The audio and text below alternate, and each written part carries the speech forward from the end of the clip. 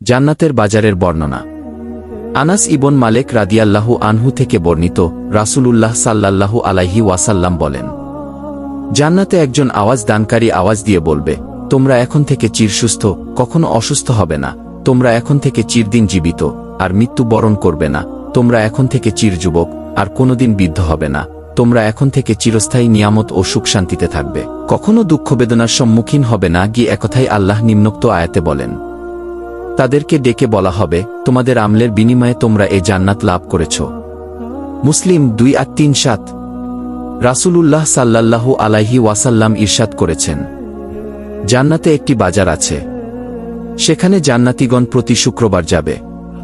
সেখানে উত্তর দিকে হতে মৃদুমন্দ বাতাস প্রবাহিত হয়ে জান্নাতীদের মুখমণ্ডল ও পরিধের বস্ত্রাদি সুগন্ধিতে ভরিয়ে দেবে, আর তাদের সৌন্দর্য ও রূপ লাবণ্য পর্যায়ক্রমে বাড়তে থাকবে।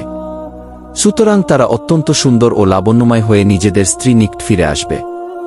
স্ত্রীগণ তাদেরকে দেখে বলবে, আল্লাহর শপথ, কি তোমার যে সৌন্দর্য ও লাবণ্যের অধিকারী হয়েছ।